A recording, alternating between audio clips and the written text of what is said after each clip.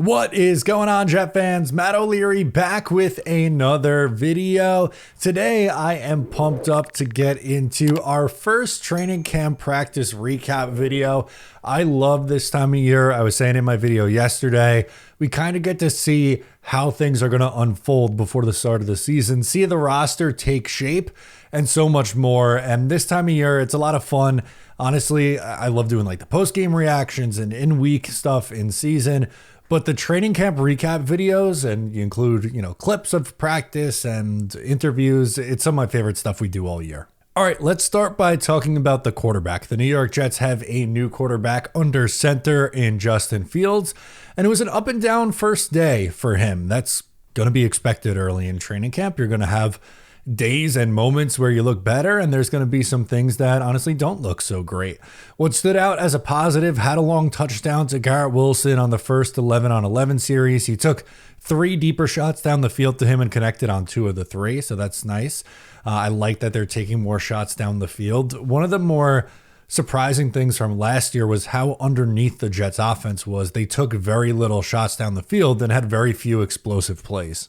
The second session of 11-on-11 didn't go nearly as well. Now, he wasn't horrible. There weren't any turnovers, which is a plus. Just some misses and timing issues. And like I said, that's going to happen at this point in training camp. It's something you hope improves as chemistry builds with him, the offensive line, the receivers, tight ends, the whole thing.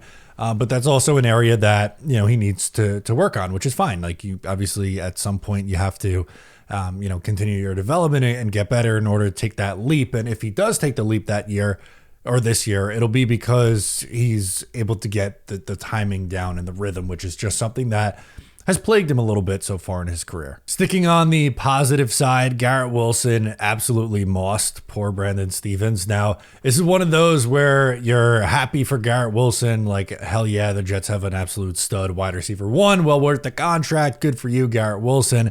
And then half a second later, you're going, oh shit, it was Brandon Stephens in coverage, and Brandon Stephens got beat for a big play. Now, to Brandon Stephens' credit, I don't know what else he possibly could have done in coverage. I think it was pretty good coverage from Stephens. It was just more of an unbelievable play from Garrett Wilson, which we see those a lot in training camp. He always has strong camps. Each of the first 3 years, he has stood out as a major positive in training camp, and that's going to happen again this year, and fully expect a big year for Garrett Wilson. On a not so great note, Malachi Corley had a drop today. It's only one play, and it's the first day of practice. That doesn't necessarily mean that it's going to be all bad for Malachi Corley, but we have to talk about it because that's the thing that stood out from him today. And he's someone who's on the roster bubble. He was a 3rd-round pick, which is a high enough draft pedigree for a guy to be on the roster bubble a year later. He has a lot to prove. And, we've talked about him a ton this offseason. There was the quote from Aaron Glenn that you can't make the team in the tub, or can't make the club in the tub, whatever the hell the line was. And he needs to stand out to this coaching staff. So not the start that he was looking for, has a long way to go. It's literally day 1 of training camp. But the first note or first day from him wasn't a positive one. The run game stood out as much as it could without pads. Braylon Allen got a lot of praise for just how quickly he is to the hole. And that's something that I think is a strength of his game. At his size, he shouldn't be dancing around in the backfield. Just hit the ball, hit the hole and fall forward for 4 yards, man. Do that 3 times, you got a first down.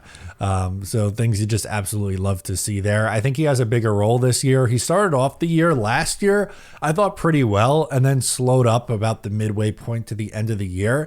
But we've talked a ton about Breece Hall and Braylon Allen as the duo that's going to replicate Jahmyr Gibbs and David Montgomery.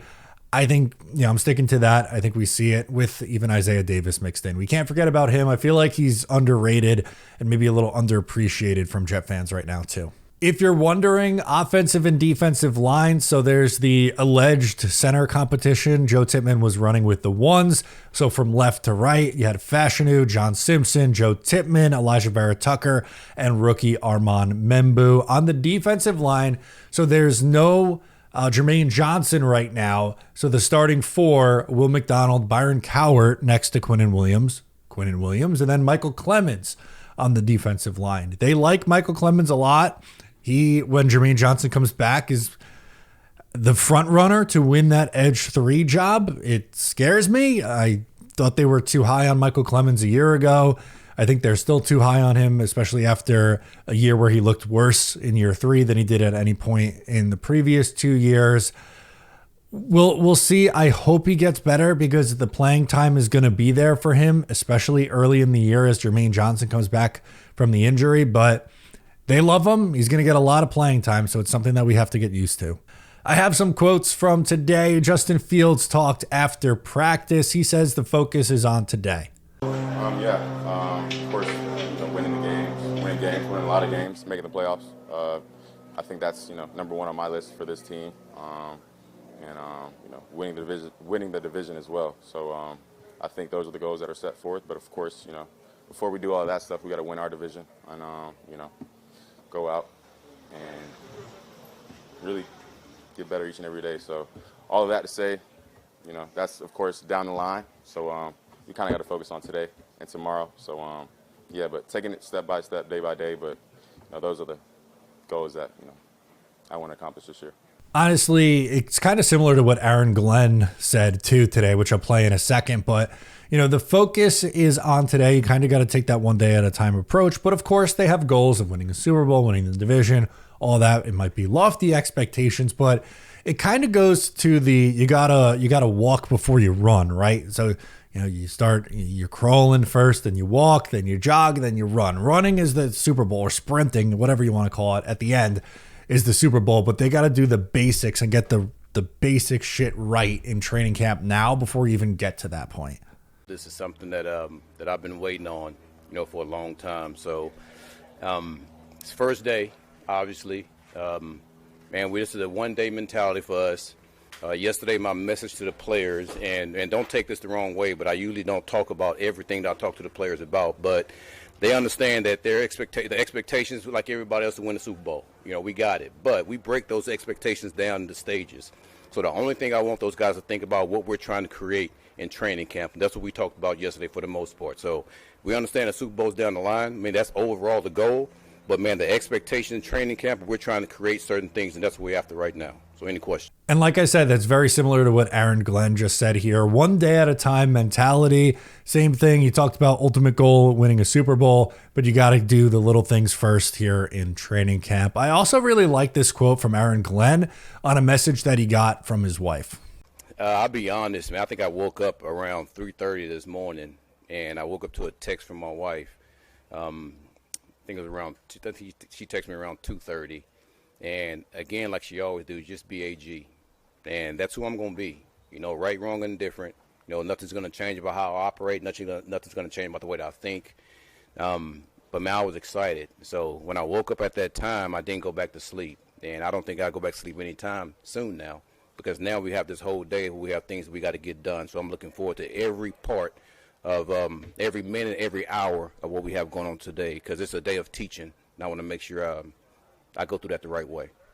Just be AG, and that's what he's going to be. Aaron Glenn's going to be himself unapologetically, and that's fine. I like that he's putting his stamp on this team. It's very different from Robert Saleh. They're both defensive guys, both viewed as player coaches, but the intensity level from Aaron Glenn is different than what Robert Saleh had, and it feels like there's a little bit more urgency. That's another word that I would use to describe the Jets' practices so far, dating back to OTAs and even minicamp before we get to day one of training camp, and including today. But there's just something to keep an eye on as we go throughout practice. So there's your training camp recap. Let me know your thoughts in the comments. I'm Matt O'Leary. Subscribe if you're new, and I'll catch you next time.